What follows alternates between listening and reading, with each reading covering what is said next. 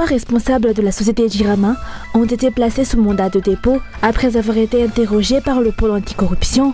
Ils font l'objet d'accusations de mauvaise gestion, de détournement de fonds et de fraude.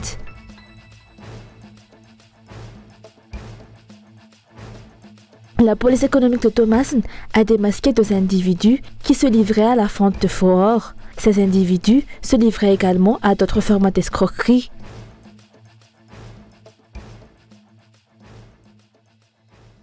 De l'actualité internationale, au Bangladesh, un incendie aggravé par des faits de sécurité fait au moins 46 morts.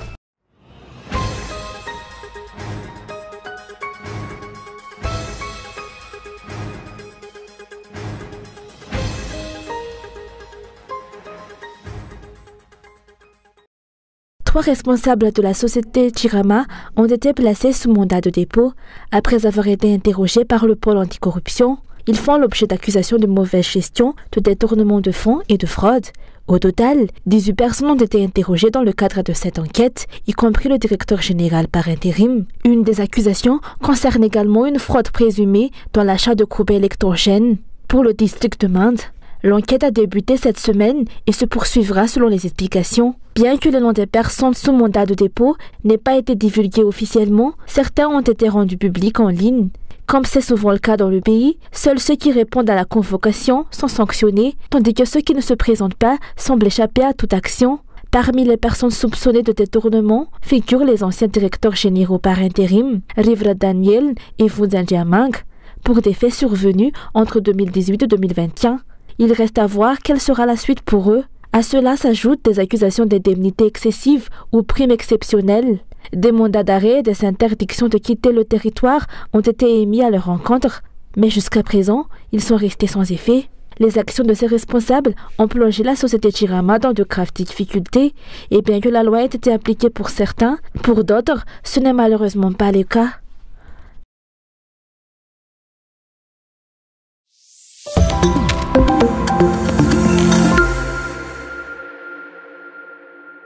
Madagascar se retrouve actuellement sous un régime dépourvu de politique claire pour le développement et qui prend des décisions hâtives et improvisées pour pallier à ce manque, selon les politiciens et les analystes politiques. Cette pratique a placé Madagascar en dernière position parmi les pays du monde en termes de développement. Le régime de Radziwiłł, critiqué pour son manque de vision politique, a également reçu de leçons de la part de l'Union européenne, selon le secrétaire général du parti Fiumbunan. En plus des politiciens de l'opposition et de la société civile, la communauté internationale semble également reconnaître que la situation actuelle du pays est le résultat d'une mauvaise gouvernance et d'un manque de vision claire de la part des dirigeants. Ce qu'on a constaté, c'est que l'ambassadrice de l'Union européenne à Madagascar a donné des leçons au président et le Premier ministre, qui sont les principaux responsables du pays. Elle a exposé de manière détaillée toutes les irrégularités commises par des dirigeants et son mécontentement était palpable à travers son expression. Elle a particulièrement mis en lumière la question du fonds routier, dénonçant vigoureusement le manque de transparence entourant son utilisation, alors que l'état actuel des routes dans le pays est alarmant. Elle a souligné le manque de transparence dans l'utilisation des fonds alloués par l'Union européenne et la Banque européenne pour la rénovation des routes nationales 6 et 13. Un manque de transparence qui dissuade ses partenaires.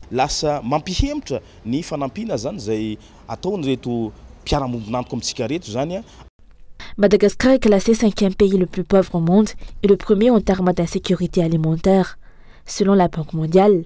Pourtant, la priorité des dirigeants ne semble pas être de remédier à ces lacunes, mais plutôt autre chose. Cela soulève la question, y a-t-il encore des dirigeants dans ce pays capables d'identifier et de répondre aux priorités et aux besoins sociaux du peuple? La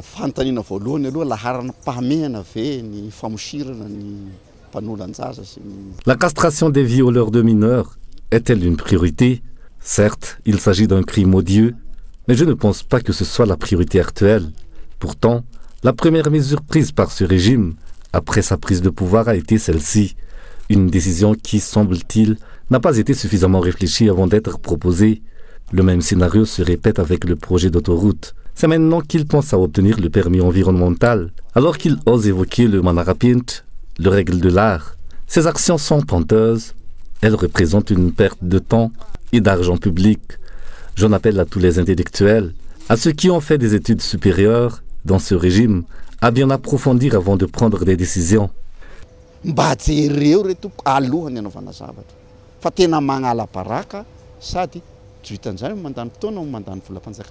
En plus du manque de politique claire, les dirigeants n'accordent pas non plus d'importance à tenir leurs promesses, selon les explications.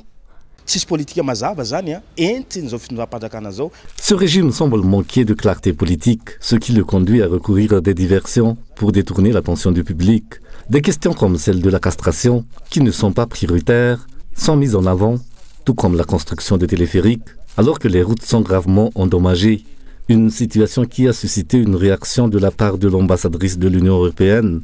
Pourtant, le président avait promis d'entreprendre des actions concrètes dans le sud, notamment la rénovation de la RN13, affirmant même qu'il ne ferait pas de politique tant que cela ne serait pas réalisé, ce qui n'a jamais été le cas. Nous constatons également des problèmes dans le domaine de la santé, comme l'absence d'eau à l'hôpital militaire de Soavnandjin. Tout ceci témoigne du manque de clarté politique de ce régime.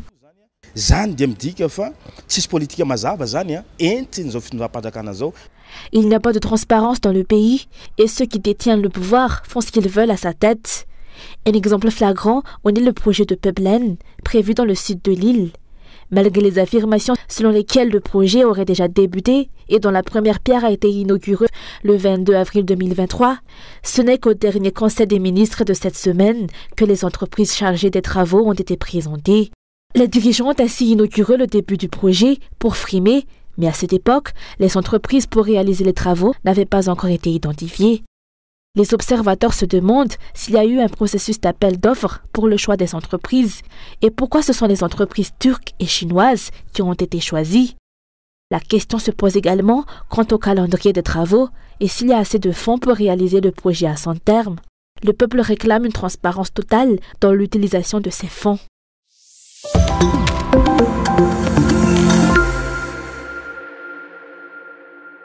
La police économique de Thomasin a démasqué 2 individus qui se livraient à la vente de faux or. Leur stratagème consistait à commercialiser de la poudre d'argent camouflée en or de près de 1 kg. Leur escroquerie a touché de nombreuses victimes, y compris des personnalités de haut rang et prestigieuses. Selon les explications, ces individus se livraient également à d'autres formes d'escroquerie. Leur modus operandi implique l'utilisation de SMS ou d'appels téléphoniques. Ils contactent une personne en lui annonçant qu'elle a gagné un bonus, puis lui demandent d'envoyer de l'argent pour recevoir ce bonus. Leur stratagème inclut des escroqueries du type « Vous avez gagné une voiture, envoyez-nous les frais de transport pour recevoir les documents nécessaires à la récupération du véhicule ». Toutefois, leur récente appréhension est liée à une escroquerie impliquant la vente de faux or. Ils conditionnent ces faux or dans les boîtes qui contiennent en réalité de la poudre d'argent ou d'autres métaux revêtus d'une couche dorée pesant entre 300 et 500 grammes. Une des victimes, qui a déposé plainte en début de semaine, aurait été sollicitée pour 8 millions, mais n'aurait versé que 3 millions à ce moment-là. C'est grâce à une autre victime, à qui il réclamait 20 millions, que nous avons pu mettre en place les pièges qui a permis leur arrestation.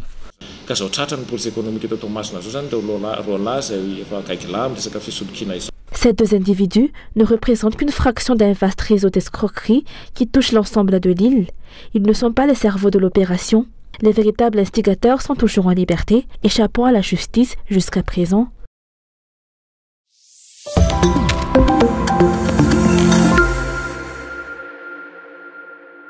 Il n'y a pas assez d'infirmières et de sages-femmes dans les hôpitaux publics, ont déploré le syndicat national des paramédicaux et le SYNTMIM, ou syndicat des techniciens en imagerie médicale. Cette situation est d'autant plus préoccupante, étant donné que les diplômés de l'Institut de formation interrégionale des paramédicaux se retrouvent sans perspective d'emploi depuis 2020. Le recrutement de ces étudiants est essentiel pour pallier la pénurie de personnel de santé dans les établissements hospitaliers publics. Cependant, les actions du gouvernement semblent plutôt tendre vers une réduction du nombre d'agents de santé.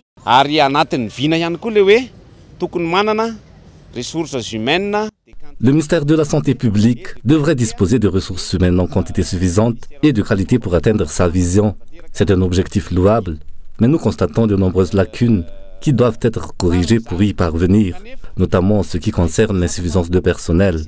Malgré cela, le ministère ne recrute pas les étudiants dont la formation a été financée par eux-mêmes. De plus, de nombreux bénévoles à travers l'île, tant dans les CSB que dans les hôpitaux, ont été renvoyés après plus de 2 ans de service. Pourtant, ces bénévoles travaillent gratuitement, ce qui allège notre charge de travail et accélère la prise en charge des patients. Nous nous demandons quelle est la raison de ces renvois. Si le problème concerne la charte des bénévoles, il pourrait pourtant être corrigé si l'intérêt du peuple est vraiment une priorité. Le rôle des techniciens en radiologie est crucial dans les divers centres de santé, mais leur nombre est insuffisant, comme l'a souligné aujourd'hui le Saint-Mime. Les dirigeants de ce syndicat ont également déclaré qu'ils étaient actuellement victimes d'harcèlement en raison de leurs multiples revendications syndicales.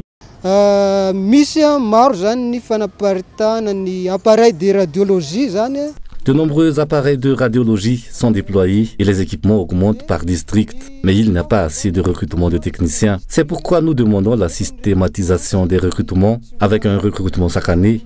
Il y a beaucoup d'appareils, beaucoup de travail, mais pas assez de personnel. Il est essentiel que le nombre de personnel corresponde au nombre de structures sanitaires, CHU, CHRR, CHRD. Nous appelons également les autorités compétentes à surveiller le processus d'affectation, car en raison des divergences d'opinion, les dirigeants syndicaux sont injustement affectés par les responsables.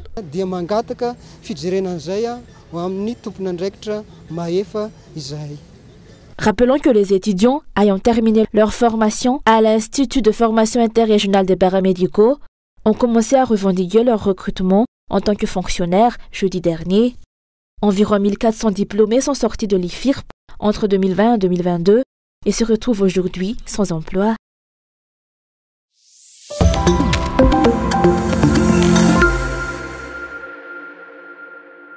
Une formation nuageuse dans l'océan Indien pourrait bientôt atteindre les côtes de Madagascar, selon les prévisions de Météo Madagascar aujourd'hui. Son évolution est étroitement surveillée. Son centre se trouvait à environ 720 km au nord-est de Zimbabwe à 9h ce matin. Selon les prévisions, cette formation nuageuse devrait toucher les régions de Sava et Diana dans les 2 ou 3 prochains jours. Ce matin, le centre de cette formation nuageuse se trouvait à 720 km au nord-est de Zimbabwe. Elle pourrait se déplacer rapidement et atteindre les côtes de Madagascar. Selon les données satellites, plusieurs nuages de cette formation nuageuse ont déjà touché les côtes de Sava et de Diana. Il y a de fortes chances qu'elle évolue en dépression tropicale. Avant d'atteindre les terres, il est peu probable qu'elle se transforme en tempête tropicale modérée. Quoi qu'il en soit, des pluies abondantes sont attendues dans les régions du nord-est. Que la formation se transforme en cyclone ou non. Selon les prévisions de Météo Madagascar, les précipitations seront plus intenses à partir de demain. Le vent porté par cette formation nuageuse deviendra également plus fort, atteignant environ 45 km/h. Une alerte verte a été émise pour les régions de Sava et Diana. «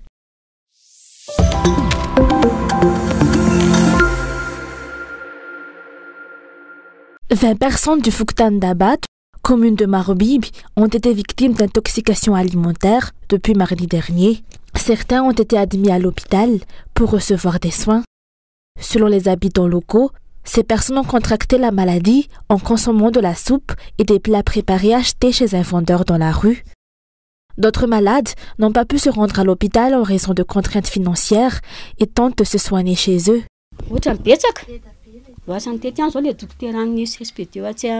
Mardi, il a commencé à se sentir mal. Il avait des nausées et des diarrhées et parfois il n'arrivait pas à se lever. Nous avons consulté un médecin au centre de santé de base 2 et avons appris qu'il devrait être hospitalisé en raison de quelque chose qu'il avait mangé.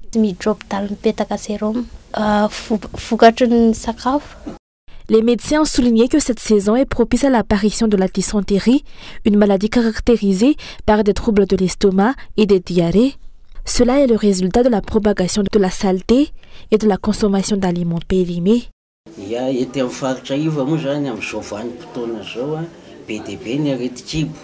La saleté se propage et peut contaminer notre nourriture, ce qui va atteindre notre organisme et entraîner des maladies. La dysenterie est particulièrement fréquente à cette saison. Il se manifeste par des crampes abdominales, accompagnées de sécrétions muqueuses, purulentes ou sanguinolentes. De plus, il y a actuellement des cas de typhoïde. Tout cela est ce qu'on appelle maladie des mains sales. Le gouvernement est appelé, par le biais des ministères concernés, à surveiller les marchandises vendues sur le marché afin d'éviter de tels cas. Les individus ont également le droit et la responsabilité de surveiller la propreté et les méthodes de travail de ces vendeurs de plats préparés. Une mesure nécessaire pour préserver la santé malgré la pauvreté et les difficultés.